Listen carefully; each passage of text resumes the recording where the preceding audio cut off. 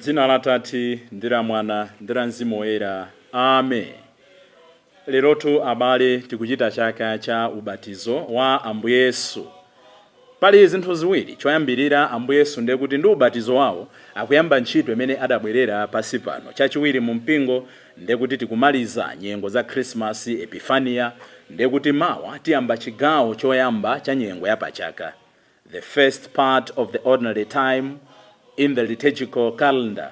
Lero ino ndine pamene tikukondwera ubatizo wa Ambuye Yesu, tufuna tikumbutsire ubatizo wathu omwe. Pa ubatizo pajatu tidasanduka ana a Mulungu. Eti ndine Khristu dzina langa ndili nawo moyo wina. Timayimba nyimbo zimenezi. Mose ati kwa Israeli ndinu tumpingo osankhulidwa, ndinu tumbumba ya Yawe. Pa ubatizo tidasanduka mbumba ya Yawe, tidasanduka abale aka Yesu Khristu. N'chifukwa chake mawu athu oyamba tsiku la lero kuchokera m'buku la mneneri Yesaya mutu wa 40 ndime 1 kulekeza 5 kudzawerenganso 9 kulekeza 11 akutikumbutsa ntchito imene tili nayo. Atonthoze mtima anthu anga, akutero Mulungu. Akuti wayankhule mofatsa, wayankhule modekha, wauze kuti Mulungu adzakhululukira machimo awo. Koma mkatikati mwa ndimemo amatikumbutsa kuti tisayiwale kuti munthu ali ngati udzu, lero alipo, lero amaphuka, lero amakongola, mawa amafota. Amene akutiwerengera mawu oyamba ndi a Justin Tondwe kuchokera ku Our Lady of the Poor Chiringa Parish mu Archdiocese ya Blantyre. Ndipo salimo yathu tsiku la lero pamene tikukondwerera ubatizo wa Ambuye Yesu ndi salimo 104. Tamanda chauta iwe mtima wanga, inu chauta Mulungu wanga, ndinu akulu kwambiri. Nyimbo imene munthu amene adabatizidwa, nyimbo ya munthu amene amakondwerera kuti ndi mwana wa Mulungu, ndiyo tamanda chauta. We have so many reasons to thank God for moyo wathu, abwenzi athu, zakudya zathu, dziko lathu, mtendero mene tili nalo, zonse zimene Mulungu amatichitira. Suja timayimba zabwino zonse Ambuye inu nthawi zonse mumatichitira, zifukwa zokwanirazo nthokozera Mulungu. Ndipo mawu athu achiwiri tikwatenga mkalata ya Paulo yolembera Tito mutu wathu ndime 11 kulekeza 14, tidzawerenganso mutu 3 ndime 4 kulekeza 7. Adatipulumutsa chauta, pakutisambitsa mwa Mzimu Woyera, pakutibadwitsa mwatsopano. Pamaso pa chauta ndife anthu oyera, ndife amene timadzipaka tokha matope. Amene akutiwerengera mawu achiwiri ndi a Glory Mseteka kuchokera ku Our Lady of Fatima Sarima Parish mu Archdiocese ya Lilongwe. Mawu athu amuthenga pabwino ndi monga adalembera Luka oyera mutu wa 3 ndime ya 15 kulekeza 16 kudzawerenganso 21 kulekeza 22. Amene akutiwerengera mawu amthenga wabwino komanso kutigawira mawu ndi Reverend Father Francis Damaseke kuchokera ku Episcopal Conference of Malawi ECM. Ponyadiratu ubatizo wathu tiyeninso tsiku la lero tisinkhesinkhe limodzi. Mawu oyamba. Mawu ambuku la mneneri Yesaya. Atonthozeni mtima anthu anga, akutero Mulungu wanu. Muwalankhule mofatsa anthu a ku Yerusalemu. Muwawuze kuti nthawi ya mavuto awo yatha, machimo awo akhululukidwa. Ndawalanga mowirikiza chifukwa cha machimo awo. Kukumveka mawu akuti, konzani njira ya chauta mthengo, lungamitsani msewu wa Mulungu wathu m'chipululu. Chigwa chilichonse achidzaze, phiri lililonse ndi gomo lililonse alitsitse. Dziko lokumbikakumbika alisalaze, malo azitundazitunda awasandutse zidikha. Motero ulemerero wa chauta uzaoneka, anthu onse azauona. Chauta mwini wake ndiye wanena zimenezi. Kwera pa phiri lalitali, iwe okalengeza uthenga wabwino ku Yerusalemu. Ufuule kwa mphamvu, iwe okalengeza uthenga wabwino ku Ziyoni. Kweza mawu usaope. Uze mizinda ya ku Yuda kuti Mulungu wanu akubwera. Zoonadi, Ambuye chauta akubwera kuzaweruza mwamphamvu ndipo akulamulira ndi dzanja lake. Akubwera ndi malipiro ake, watsogoza mphotho yake. Azasamala nkhosa zake ngati m'busa. Azasonkhanitsa ana ankhosa ndi kuwakumbatira. Ndipo azasogolera bwinobwino nkhosa zoyamwitsa. Mawu a Ambuye. Tithokoze Mulungu. Mawu achiwiri. Mawu a mkalata ya Paulo kwa Tito. Mulungutu waonesa ukoma mtima kwake, kofuna kupulumutsa anthu onse. Koma mtima kwakeko kumatiphunzitsa kusiya moyo osalemekeza Mulungu ndiponso zilakolako za dziko lapansi. Kumatiphunzitsa kuti moyo wathu pansi pano ukhale wodziletsa, wolungama ndi wolemekeza Mulungu. Pajatu tikudikira tsiku lodala pamene zidzachitike zimene tikuyembekeza, pamene Mulungu wamkulu ndi mpulumutsi wathu Yesu Khristu azaonesa ulemerero wake. Paja iye adazipereka chifukwa cha ife, kuti atipulumutse kuzoyipa zathu zonse ndi kutiyeretsa kuti tikhale anthu ake achangu pa ntchito zonse zabwino. Koma pamenepo Mulungu mpulumutsi wathu adaonesa ukoma mtima kwake ndiponso chifundo chokonda anthu onse. Choncho adatipulumutsa osati chifukwa cha ntchito zolungama zimene ife tidachita, koma mwa chifundo chake pakutisambitsa. Adatisambitsa mwa Mzimu Woyera, pakutibadwitsa mwatsopano ndi kutipatsa moyo watsopano. Mwa Yesu Khristu mpulumutsi wathu, Mulungu adatipatsa Mzimu Woyerawo molowa manja. Adachita zimenezi kuti mwa ukoma mtima kwake tisanduke olungama pamaso pake ndipo tikalandire moyo wosatha umene tikuyembekeza. Mawu a Ambuye. Tithokoze Mulungu. Ambuye akhale nanu. Mawu mu Uthenga Wabwino monga adalembera Luka oyera. Ulemu kwa inu Ambuye.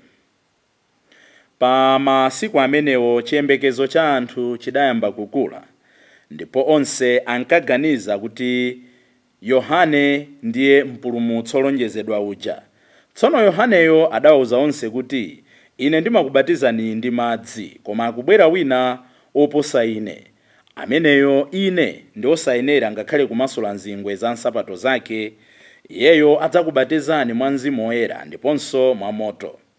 Tsiku lina anthu onse atabatizidwa, Yesu nayenso adabatizidwa.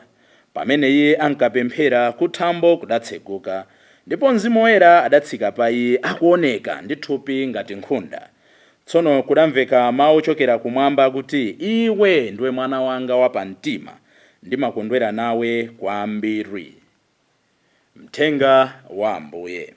Ulemu kwa inu Ambuye Yesu Khristu. Abale ndi alongo, monga ndanenera, lero ndi tsiku limene tikuchita chaka cha ubatizo wa Ambuye Yesu, kukondwerera kuti Ambuye Yesu adabatizidwa. Kodi ubatizo umagwira ntchito yanji mwa ife? Poyamba mpingo umatiphunzitsa potengeranso m'Malemba Oyera kuti ubatizo umachotsa tchimo limene tidabadwa nalo, tchimo la kunyada, tchimo la kuyerekedwa, tchimo limene timafuna kufanafana ndi Mulungu, tchimo limene tidayamwira kwa makolo athu Adamu ndi Eva. Kodi Ambuye Yesu pobatizidwa adalochimwa? Ayi. Koma ndi ubatizo wa Ambuye Yesu akutionetsa zimene munthu amene akukhulupirira Mulungu akuyenera kuchita.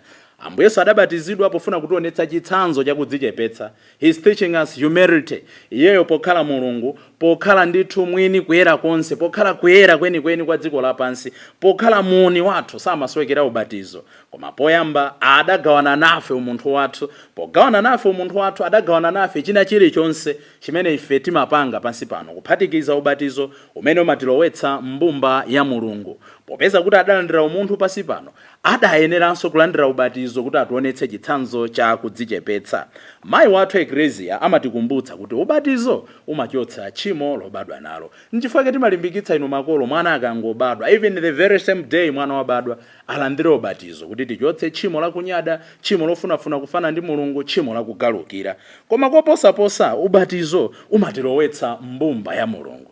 Nchifukwa chake tsono pamene walandira ubatizo makamakaso mu mpingo wathu akatolika, utha kupita ku Spain, utha kupita ku China, utha kupita ku America, ukachita china chilichonse chimene mpingo umapereka kwa okhulupirira Yesu Khristu, tidasanduka amodzi ndife pachibale, tidalowa mbumba ya Mulungu.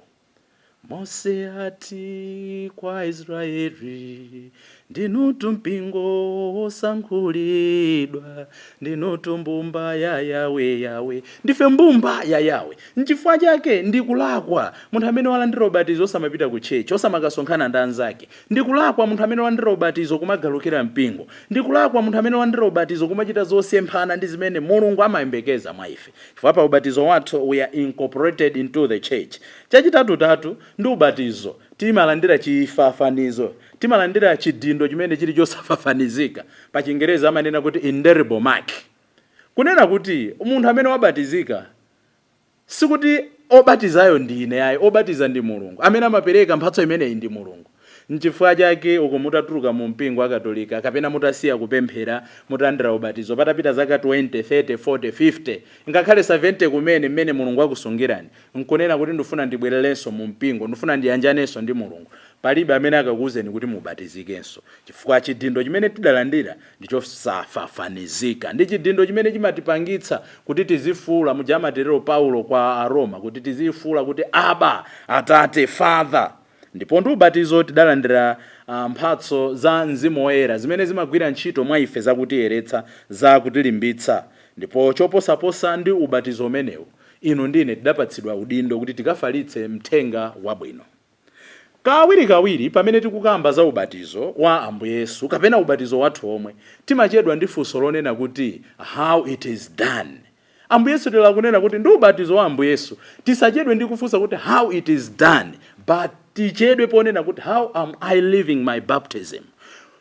Kutina kuti ubatizo weni ndiye uti ayi, ubatizo weni Ambuye Yesu adanena kuti ndi umene munthu wabatizidwa ndikukutumani pitani dziko lonse lapansi, tikawerenga Mateyo 28, mukaphunzitsa anthu onse ndi kuwabatiza m'dzina la Atate ndi la Mwana ndi la Mzimu Woyera. Ndipo amene wabatizidwa mwa madzi, iye amene wabatizidwa mu Trinitarian formula, amene walandira ubatizo weni. Koma kawirikawiri m'malo momachedwa ndi kumadzifunsa mmoyo mwanga, inunso mmoyo mwanu kapena inunso mu mpingo mwanu kuti kodi ubatizo tikukhala bwanji, timachedwa ndi kufunsana kuti kodi ubatizo weni ndi oti.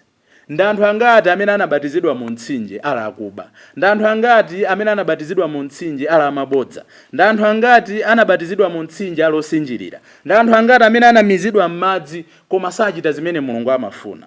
Ubatizo si nkhani yomizidwa m'madzi, ubatizo si nkhani yonena kuti awanathira pamphumi, ubatizo ndi nkhani yonena kuti popeza ndalandira Mzimu Woyera, popeza ndalengedwanso mwatsopano, popeza Ambuye ali mwa ine, popeza Atate akufuula kuti ndine mwana wake wokondeka, do I live as the beloved child of the Father? This is the duty imene ubatizo wa Ambuye Yesu kutipatsa tsiku la lero. Ndipo chinthu china chimene tingaphunzire ndi ubatizo wa Ambuye Yesu nchonena kuti ubatizo umatikumbutsa kuti china chilichonse chimachitika mu nthawi yake.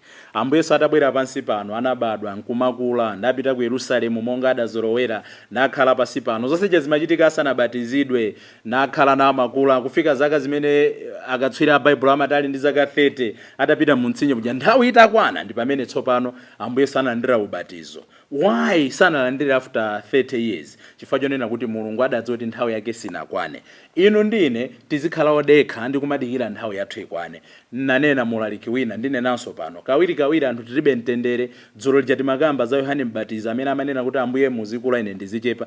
Nthawi zina Ambuye akulephera kukula mwa ife because tikufuna tithamangitse nthawi. Do things pa nthawi yake yoyenerera. Mlalikatu amatero kuti chilichonse chili ndi nthawi yake yoyenera kuti chichitike. Ndipo mfundo ziwiri zomalizira nzonena kuti ubatizo zitikumbutsa moyo wathu kunena kuti chilichonse tidachita kulandira. Ngati tidalandira ubatizo, tidalandiranso chikhulupiriro pa tsiku la ubatizo. Monga Ambuye Yesu adalandira umunthu wake mwa Amayi Mariya, anaonetsanso kuti chilichonse chimene tili nacho pasi pano tidachita kulandira. Iye adalandira ulemerero wake, iye adalandira umunthu wake, iye adalandira ubatizo wake kwa Yohane Mbatizi. Ino ndine ndi chani chimene tingaloze kuti sitidachite kuchilandira. Choncho tibwerere ku mfundo yoyamba ija, ndi ubatizo umatiphunzitsa kukhala anthu odzichepetsa. Popeza kuti china chilichonse chimene tili nacho pasi pano tidachita kuchilandira, tisiye mtima osimbwa, tisiye mtima oyerekedwa, tisiye mtima wamatama. Anthu nsembe timachita kulandira, ubatizo timachita kulandira, moyo udachita kulandira, kandi maudindo ufumu umachita kulandira, ufumu umabwera, ufumu umatha, kandi ndale dazipeza dachita kuzilandira tidzazisiyanso. Tisamakhale moyo okhala ngati kuti ife we are the author of everything on earth, kuti chilichonse tidachita kudzipangira kapena chilichonse chimachokera kwa ifeni. Ayi, potserezera ndi ubatizo wa Ambuye Yesu zitikumbutsa kuti monga Ambuye Yesu timanenanso mu nthawi ya Lenti tikamachita njira ya mtanda kuti kodi Ambuye pa ubatizo wanga sindidachite ngati ndidafa ndi kubadwanso ku moyo wina watsopano. Ubatizo zitikumbutsa kuti we share everything with Jesus, we share in his glory, we share in his triumph victories, we share in his suffering, we share in his death. Choncho pamene tikukondwera ubatizo wa Ambuye Yesu tizikumbukiranso kuti tsiku lina monga Ambuye Yesu adabwera pasi pano, adabadwa, adayikidwa m'manda, adalowa mlembo, adauka kwa akufa, adakwera kumwamba, you and I will follow the same suit. Tidzavutika, tikuvutika, timavutika. That's part of life. Tidzafa. That's part of life. Tidzaukitsidwa kwa akufa. That's part of life. The only difference is onena kuti tikaukitsidwa kwa akufa tikaweruzidwa. Choncho ubatizo zitikumbutsa kuti pamene ndikukhala moyo uno ndifuna ndikaweruzidwe motani. Ambuye atithandize lero kuti pamene tikukondwerera ubatizo wa Ambuye Yesu, maparisha ambiri timabwerezanso malonjezo athu a ubatizo, monga tidzachitirenso loweruka loyera pamene timanena kuti Ambuye Yesu tsopano akugonjetsa mdima, akugonjetsa imfa. Ambuye ndithandizeni, Ambuye tithandizeni, Ambuye athandizeni awo kuti tizikhala monga inu mmene mmafunira pa ubatizo uja. Mudatisandutsa mbumba yoyera, mudatiuza kuti tikhala anthu ochita kufuna kwanu. Dzina la Atate ndi la Mwana ndi la Mzimu Woyera. Amen.